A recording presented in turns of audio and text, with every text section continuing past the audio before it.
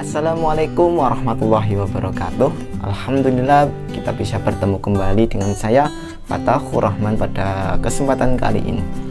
Oke, pada pertemuan sebelumnya kita telah membahas tentang fardu-fardunya wudhu, masih berkaitan wudhu. Pada kesempatan kali ini kita akan belajar mengenai apa saja perkara-perkara wudhu, perkara-perkara yang membatalkan wudhu. Nah, apa saja? Mari kita simak penjelasannya berikut ini di dalam kitab Syafinatun Najah. Oke, seperti biasa sebelum kita mengawali kegiatan pembelajaran pada kesempatan kali ini, mari kita berdoa terlebih dahulu agar kita senantiasa diberi ilmu yang manfaat.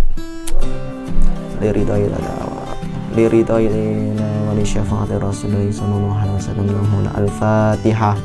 A'udzu billahi minasyaitonir rajim. Bismillahirrahmanirrahim. Alhamdulillahi rabbil alamin arrahmanir rahim maliki yaumiddin. Iyyaka na'budu wa iyyaka nasta'in wa ihdinas siratal mustaqim.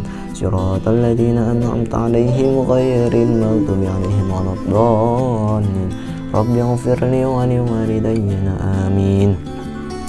Oke teman-teman, mari kita mulai pembelajaran pada kali ini. Silakan untuk mendengarkan dan mencermati dengan baik-baik. Bismillahirrahmanirrahim. Qala al-mu'allifu rahimakumullah wa na'afana bihi wa bil ulumihi fid dharain amin ya rabbal alamin. Bismillahirrahmanirrahim. Faslun utawi kono fasal suci ibarati fasal lawaqidul wudu'i utawi pira-pira perkara kang rusakake wudu iku arep bangatun ana papat. Al awalu utawi kang awal iku al khariju min ahadis sabilaini barang kang metu saking salah suwijine dalan loro, min kubulin saking kubul au tuburin utawa tubur, raihin angin au ghorihi utawa saliyane angin, inal maniya angin orang batalake metune mani, asani utawi kaping pindho iku zawalul aqli ilange akal binaumin kelawan turu, au ghorihi utawa saliyane turu, illa nauma qaidin angin turune wong kang lungguh, memakinin maqadahu kang netepake ing pelungguhane qaid minal ardi saking bumi, asalisu utawi kaping telu iku iltiqa'u tetemune basyarata rajulin kulit lorone wong lanang wa amra'atin lan wong wadon kapira ini kang gedhe karone, asnabiya ini kang liya karone min ghairi hailin saking tanpa aling-aling, arrabingu utawi kaping pati iku masuku bulil adami demek kubul anak Adam, au halqati tuburihi utawa bolongane tubure anak Adam, libat nirrohati kelawan batine tapak tangan, au butunin asobingi utawa batine pira-pira deriji. Wallahu alam.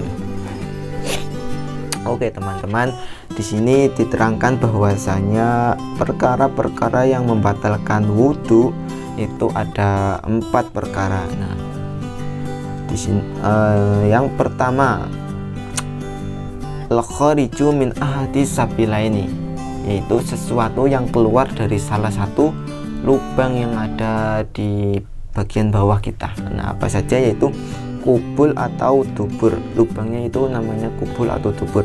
Maksud kubul atau dubur di sini yaitu kubul itu alat kemaluan yang ada di bagian depan kita. Kemudian yang dimaksud dengan dubur itu yaitu kemaluan yang ada di bagian belakang kita, atau kata kerasnya itu bokong atau pantat. Nah, sesuatu apa saja yang keluar? Nah, di sini diterangkan ada beberapa hal yang keluar dari salah satu lubang tersebut. Ada kentut, angin kentut, kemudian ada air kencing, kotoran manusia, kemudian ada cacing kremi, kemudian air kencing, selain itu juga ada madi. Nah, di sini ada pengecualian yaitu al-mania, al-illamania.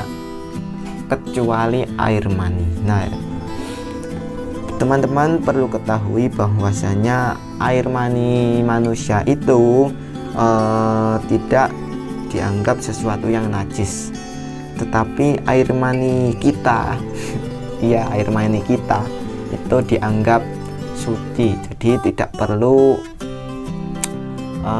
kita berwudu ketika air mani kita keluar, tetapi garis besarnya yaitu kita diwajibkan untuk bermandi besar atau mandi wajib sebelum kita melaksanakan ibadah sholat. Nah, kemudian perkara yang membatalkan wudhu nomor 2 yaitu zawalul akli. Nah, zawalul akli, hilangnya akal. Di sini diterangkan beberapa penyebab hilangnya akal manusia yang membatalkan wudhu. Salah satunya itu ada tidur. Selain tidur juga ada beberapa hal, yaitu orang itu gila, pingsan, kejang-kejang. Nah, itu beberapa hal yang membatalkan wudhu karena hilangnya akal. Di sini juga ada pengecualian. Apa itu pengecualiannya? Yaitu illa nauma qaidin, kecuali orang yang tidur dengan menutup lubang pantatnya itu serapat mungkin. Nah, maksudnya apa? Jadi ketika seseorang itu tidur, tidurnya itu tidak seperti tidurnya orang normal, seperti orang itu tidur dengan sambil duduk di atas tanah, maksudnya tanah itu di atas bumi. Nah, dengan menutup rapat-rapat lubang pantat kita itu. Nah, jadi pengecualian itu orang tersebut tidak perlu untuk berwudu kembali ketika sudah bangun dari tidurnya, karena insya Allah itu tidak ada hal-hal yang keluar, terutama itu anginnya tidak keluar. Nah, kita lanjutkan ke nomor 3, yaitu ittiqa'u basyarata rajulin wa mura'ati, yaitu bertemunya antara dua kulit antara laki-laki dan perempuan yang bukan mahramnya. Nah, maksudnya mahram dan juga yang sudah balik, maksudnya itu orang-orang yang sudah balik di atas umurnya sudah memasuki usia balik, itu ketika dua lawan jenis itu bersentuhan, tidak adanya penghalang seperti kain ataupun yang lain, maka diwajibkan untuk berwudu sebelum melaksanakan ibadah sholat atau ibadah lainnya, karena otomatis wudunya itu sudah batal, maka diwajibkan untuk berwudu terlebih dahulu agar bisa suci kembali. Kemudian kita lanjutkan ke perkara yang nomor 4, yaitu masuk kuburil adami. Maksudnya yaitu masuk kuburil adami itu memegang alat kemaluan kita, baik itu kubul ataupun dubur.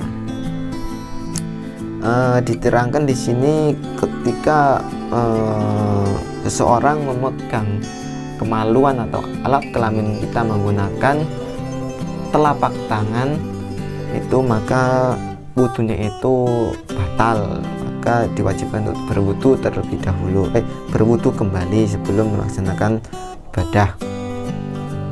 Di sini ada pengecualian, yaitu ketika seseorang memegang kubul atau dubul menggunakan selain telapak tangan, tetapi menggunakan punggung tangan seperti di sebelah sini, ini nih, sebelah sini, itu tidak batal wudunya, karena ya sudah ketentuannya dari sini, secara syariat itu tidak batal. Ketika batal itu bagian telapak tangan sebelah dalam sini yang putih warnanya ini memegang kemaluan kita, baik kubul ataupun dubur. Nah, itu perkara-perkara yang membatalkan wudhu. Nah teman-teman, di sini sudah dijelaskan ada 4 perkara yang membatalkan wudhu, yaitu satu, keluarnya hal dari salah satu lubang, kemudian yang kedua hilangnya akal, kemudian yang ketiga bertemunya kulit lawan jenis manusia yang bukan mahramnya, kemudian yang keempat memegang kemaluan dengan menggunakan telapak tangan atau jari-jari kita. Nah sampai sini semoga teman-teman bisa mendapatkan wawasan yang lebih mengenai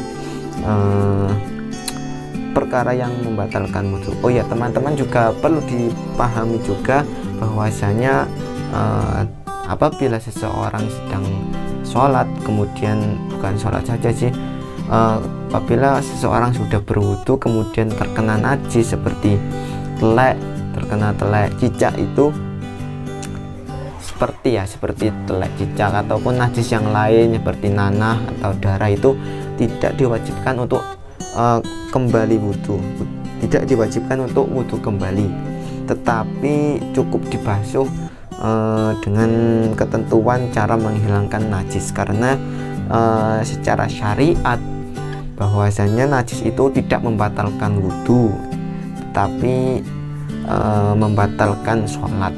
Nah, dari sini sudah diketahui bahwa najis itu tidak membatalkan wudhu tetapi membatalkan sholat. Oke teman-teman, mungkin materi pada pertemuan kali ini cukup sekian, hingga materi tentang perkara-perkara yang membatalkan wudhu, cukup sampai sini saja. Jika ada yang kurang paham lagi silakan untuk ditanyakan. Kalau tidak ada pertanyaan, mari kita akhiri pertemuan pada kesempatan kali ini dengan kalimatut tahmid biqaulina alhamdulillahirabbil alamin. Oke teman-teman, mungkin cukup sekian pembahasan mengenai bab wudhu, perkara-perkara yang membatalkan wudhu. Dari saya kurang lebihnya mohon maaf. Kita akhiri, wallahul muwafiq ila aqwamit thoriq. Assalamualaikum warahmatullahi taala wabarakatuh.